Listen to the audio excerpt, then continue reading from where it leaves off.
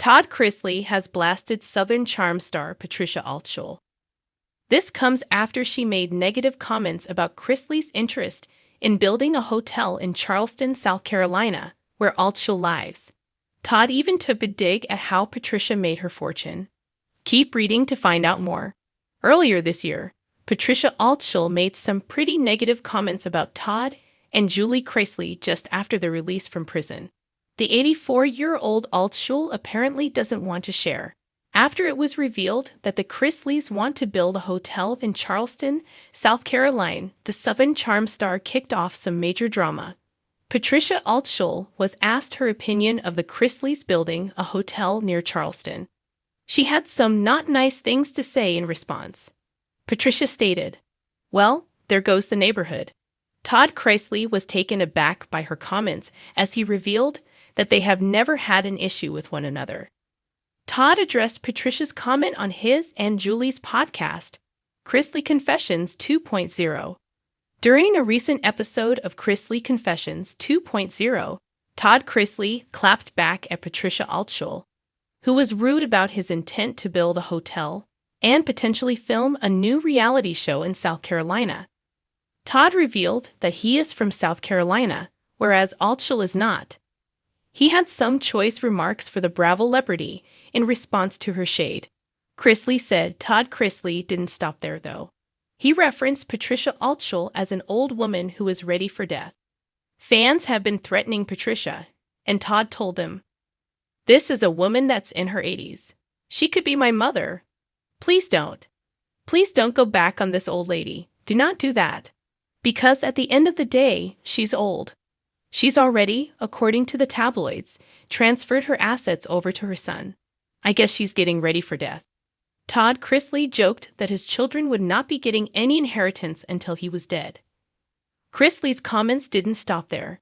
He continued to dig at Patricia. He revealed that he has an issue with how she has made her wealth. Todd Chrisley shared that he was a little shocked by Patricia Altschul's response to his wanting to venture into Charleston, South Carolina, with his next business venture. He pointed out that he and Julie were born and raised in South Carolina. He also pointed out that the socialite was not born and raised in South Carolina, but rather in Richmond, Virginia. He also took a jibe at how she has made her money, stating, "She doesn't need to worry about how I make my money. At this age, I could end up marrying someone like Patricia and take her money. That's kinda what she did. Kinda how she made her money. At the end of the day, I don't dislike her. She's just playing a role that's been in the book of securing wealth since the beginning of time. A younger woman marries an older man, and he dies. She gets the money. Maybe I'll become Patrica's walker. Maybe her son has to worry about me inheriting her money." Todd Chrisley takes issue with Patricia inheriting her late husband, Arthur G. Altschul's fortune. Prior to marrying Arthur, Patricia advised private art collectors and museums on the acquisition of paintings and sculptures. She met her late husband when she advised him on some art purchases. Arthur was a private banker and art collector. The two were married for 6 years before he passed away in 2002. Todd Chrisley had always considered himself a man of refined manners, raised in the genteel traditions of South Carolina, accustomed to navigating social minefields with a wink and a grin rather than a punch. That poised exterior cracked, however, when Patricia Altschul, icon of Charleston's high society, dropped a remark so dismissive, it detonated quietly but decisively. The phrase, "There goes the neighborhood," tossed casually on Instagram, resonated like a cold echo through Charleston's grand oak-lined avenues. It was a comment bulldozing through civility, a barb aimed not only at Todd's planned hotel venture, but at everything he believed about respect, class, and Southern hospitality. For Todd, the remark felt like a crack in the mirror. He'd grown up in modest beginnings, bathed in the rhythms of a working-class upbringing, where his mother labored in a textile mill so he and his siblings might have something to hold on to. He chased a version of the American dream through real estate, flipping homes until his name became synonymous with stylish, extravagant living. even crafting a web-based real estate coaching course to share the secrets of that climbpeople.co. That his prosperity, he believed, arrived through hustle savvy and a certain kind of Southern charm. Then came the downfall. A bankruptcy filing that revealed millions in debt, gone beneath the glamorous surface. He declared Chapter 7 bankruptcy in 2012. A headline moment that revealed $4.2 million in assets, $50 million in liabilities, including IRS debts, mortgages, and loans from his own wife business inside. Yet he persevered. The reality show portrayed a life of sumptuous ease.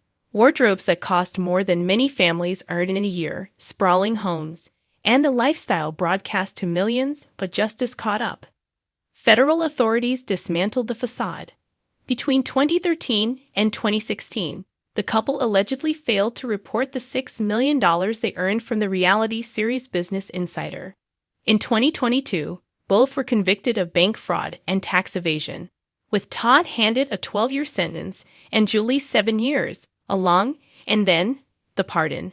In late May 2025, the couple received clemency from President Donald Trump and walked free. The prison chapter abruptly closed. Todd spoke afterward of enlightenment. How his time behind bars, though fraught with injustice, sharpened his empathy, widened his perspective, and deepened his spiritual conviction. Laredo Morning Timeso, when Patricia's comments surfaced in mid-July, it landed like salt on a still healing wound. Patricia, 84, born and raised not in South Carolina, but in Virginia, and by some accounts Florida, cast the shadow of a socialite who had always seemed defined by inherited privilege. More than gritty ascent, she built her legacy advising collectors and museums, and inherited the fortune of her late husband, Arthur G. Altshull, a prominent banker and art collector. Todd perceived the insult as far deeper than a flippant remark. It was a dismissal of his origin story, his reinvention, his comeback. In retaliation, veiled in the confident humor of a man used to the spotlight, he confronted her reputation head-on. Her age became weaponized, the notion that she might be preparing for her final act, having already transferred assets to her son, according to the tabloids. In his telling, the gentle facade cracked, and he allowed himself a ruthless symmetry. She had benefited via marriage. He could do the same, albeit in jest. He framed it as history repeating, a younger partner marrying older, waiting for the inevitable. He even mused he might become her companion in old age, inheriting the very fortune she had inherited. It was a savage, symbolic jab, twisting her own narrative of inherited wealth back onto her. It was boldness born of bruised pride, and perhaps a post-prison eagerness to defend himself against any implication his success was cheap or unearned. Todd's tone was not antagonism but wounded assertion. He clarified that he held no true hatred. This was not personal. Rather, Patricia had misjudged his roots, his comeback, the authenticity of his Southern story. For him, Charleston was home. Both blood and soil were there. Hers was not. She had no claim to that legacy reality blur, be it beyond the broadsides. One senses the undercurrents. Charleston's community losing its veneer of unity. A generation gap between inherited status and earned resurgence. The raw recalibration of what constitutes social currency in the post-reality TV, post-scandal era. There's artistry in the narrative, though tinged with bitterness.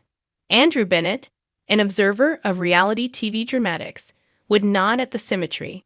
Two figures shaped by television, by wealth, by public personas, now at odds in a serialized feud about money, class, and legacy.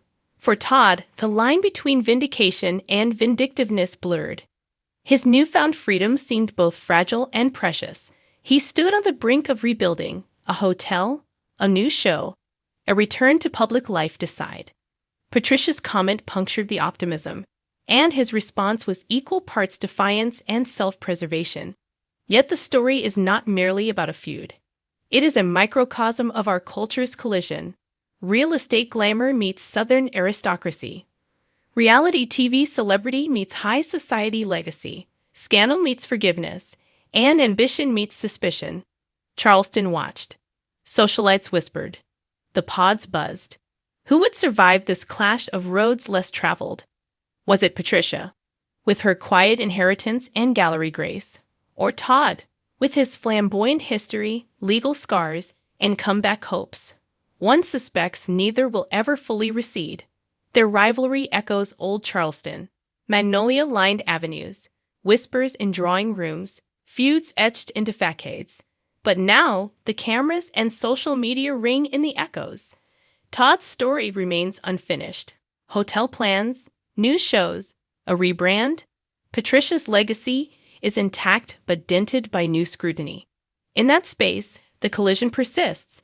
Money as both shield and missile, class as both identity and battlefield, and two figures battling not for survivor's victory, but for the narration of their own redemption.